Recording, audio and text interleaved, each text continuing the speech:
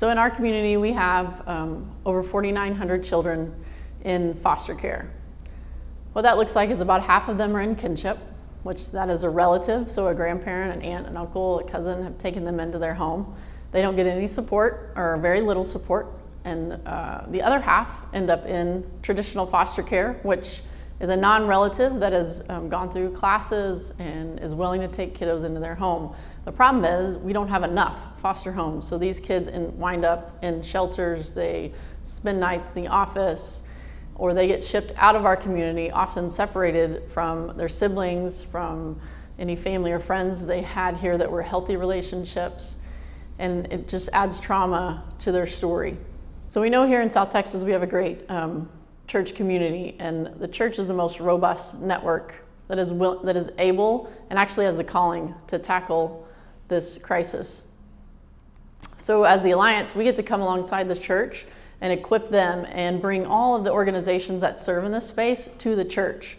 We make it very easy for churches to get involved by equipping their ministry leaders, by creating awareness throughout the whole church body about the crisis, and then bringing organizations to the church that serve in a variety of spots along the continuum, whether it's prevention, preventing families from breaking down, capacity, all the kiddos that are actually in foster care or need a home right now, and then support. How do we take care of these kids once they end up in foster homes or adoptive homes, or how do we support these families on the backside so that they aren't part of the national statistics in which 50% of foster families quit within the first year. So this mission that the Alliance is on is very personal for our family.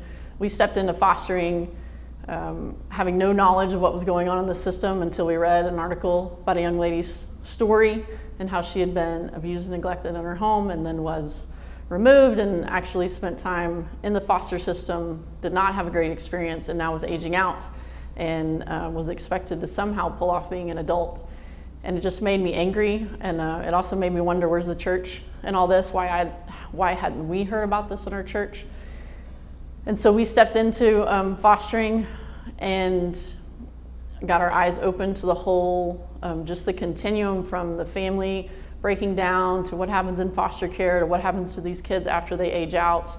And that spurred, just kind of lit a fire in us. And from there we got with another group of people and started a ministry at our local church.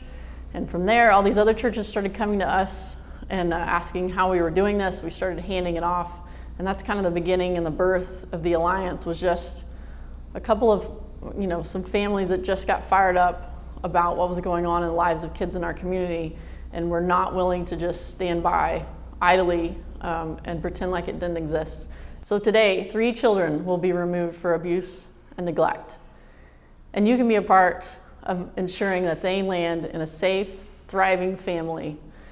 You can do that in a variety of ways. You can support us financially. It costs the Alliance about $3,000 to get a church up and running with a ministry that impacts hundreds and hundreds of lives through supporting their foster adopt families, bringing children in to the church that's trauma informed and able to serve them and minister to these families.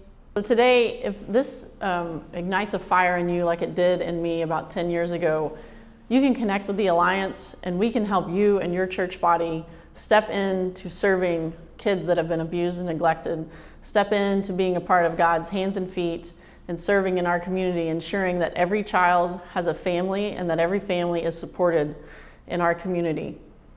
Hi, I'm Dr. Dorinda Roll, and I am proud to sponsor the South Texas Orphan Alliance.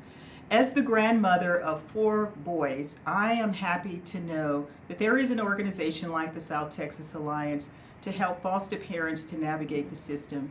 About 4 years ago, I became involved in the foster care system on behalf of one of my grandsons, and I wish I had known that there was an organization like the Alliance to help me navigate the system in terms of trying to care for my grandson. Thanks to the Alliance, I know that there are hundreds of children in South Texas whose lives are better because of the existence of the Alliance.